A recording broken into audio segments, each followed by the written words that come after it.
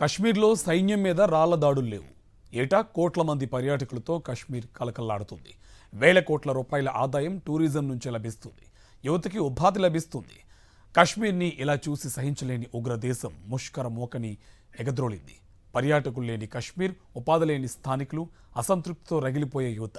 కశ్మీర్ ఇలా ఉండాలన్నదే పాక్ లక్ష్యం. అప్పుడే ముష్కర దేశానికి మళ్లీ కశ్మీర్ లోయలో ఉగ్రవాదాన్ని పెంచి పోషించే వీలు దొరుకుతుంది. ఈ ఉగ్రదాడితో భారతీయ హృదయాలను పాకిస్తాన్ గాయపరిచింది.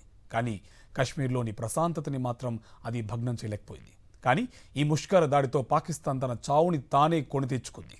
పాకిస్తాన్ అండదండలతో పాటుగా స్థానికుల సహకారంతోనే పహల్గాం ఉగ్రదాడి జరిగింది. పహల్గాంలో కొద్ది రోజుల ముందు నుంచే పాగా వేసి రెక్కీ చేసి పక్కా ప్రణాళికతో ఉగ్రవాదులు దాడికి తెగబడ్డారు. ఏప్రిల్ 22 ఘటన అనంతరం దర్యాప్తు బృందాలు టెర్రరిస్టులకు క్షేత్రస్థాయిలో సహకరించిన ఓవర్ గ్రౌండ్ వర్కర్స్ ని పెద్ద సంఖ్యలో అరెస్ట్ చేశాయి. వీరిలో ఒకరు ఈ విషయాన్ని ధృవీకరించినట్టు దర్యాప్తు బృందంలో అధికారులు చెప్తున్నారు. ఉగ్రవాదులు ఏప్రిల్ 15వ తేదీనే పహల్గాం చేరుకున్నారు. ఆ తర్వాత 4 చోట్ల రెక్కీలు నిర్వహించారు. వీటిలో బైసరన్ వ్యాలీ, అరు వ్యాలీ, స్థానిక అమ్యూజ్మెంట్ పార్క్, బేతాబ్ వ్యాలీ ఉన్నాయి. వీటిల్లో చాలా చోట్ల భద్రతా ఏర్పాట్లు ఉండడంతో వారు దాడులు చేయడానికి వెనుకంజ వేశారు. ఈ ఉగ్రవాదులకు క్షేత్రస్థాయిలో దాదాపు 20 మంది సహకరించినట్టు జాతీయ దర్యాప్తు సంస్థ గుర్తించింది. వీరిలో చాలా మందిని ఇప్పటికే అరెస్టు చేసింది. మిగిలిన వారు నిఘా నీడలో ఉన్నారు.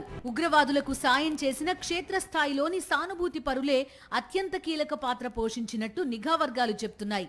వీరే ఉగ్రవాదులకు అవసరమైన సమాచారం, ప్రయాణ ఏర్పాట్లు చేసినట్టు గుర్తించారు. ఉగ్ర దాడికి ముందు ఈ ప్రాంతంలో 2 శాటిలైట్ ఫోన్లు వాడిన సంకేతాలను దర్యాప్తు బృందాలు గుర్తించాయి. మొత్తం 2500 మందిని ఈ దాడికి సంబంధించి ప్రశ్నించాయి. వీరిలో 186 మంది ఇప్పటికే దర్యాప్తు బృందాల కస్టడీలో ఉన్నారు. పహల్గాం దాడికి పాల్పడిన ఉగ్రవాదులు ఇంకా దక్షిణ కశ్మీర్లోనే ఉన్నట్టు జాతీయ దర్యాప్తు సంస్థ వర్గాలు చెప్తున్నాయి. ఆ ప్రదేశంలో వారితో పాటు మరికొందరు ఉగ్రవాదులు కూడా ఉండొచ్చని పేర్కొన్నాయి. ఒకవేళ భద్రతా దళాలు వారిపై దాడి చేస్తే మిగిలిన ఉగ్రవాదులు కూడా వారికి రక్షణగా వచ్చే అవకాశం ఉన్నట్టు చెప్తున్నాయి. ఇక పహల్గాం దాడిలో పాల్గొన్నవారు ఆహారం, ఔషధాలు వంటి వాటిని తమ వెంటే పెద్ద మొత్తంలో తీసుకెళ్లడంతో ఎక్కువ కాలం అడవిలో ఉండగలుగుతున్నారని చెప్పారు. పహల్గాం ఉగ్రదాడిలో పాల్గొన్న ప్రతి ఉగ్రవాదిని అంతమొందించడంతో పాటుగా పాక్ ఆక్రమిత కశ్మీర్లో గుర్తించిన 42 ఉగ్రవాద స్థావరాలను కూడా మోదీ ప్రభుత్వం తుదముట్టించనుంది. పుల్వామా ఉగ్రదాడికి ప్రతీకారం తీర్చుకున్నట్టుగా 2-3 సర్జికల్ స్ట్రైక్స్ తో ఈ అంశాన్ని ముగించేయడానికి మోదీ సర్కార్ ఏమాత్రం ఇష్టపడడం లేదు. ఇకపై పాకిస్తాన్ తన సమస్యలతో తాను కొట్టుకు చావాల్సిందే తప్ప భారత్ మీద కుట్రలు చేసే తీరిక, సమయం కూడా లేనంతగా సంక్షోభాల సునామీలో ముంచేయాలన్నది మోదీ ప్రభుత్వ ప్రణాళిక.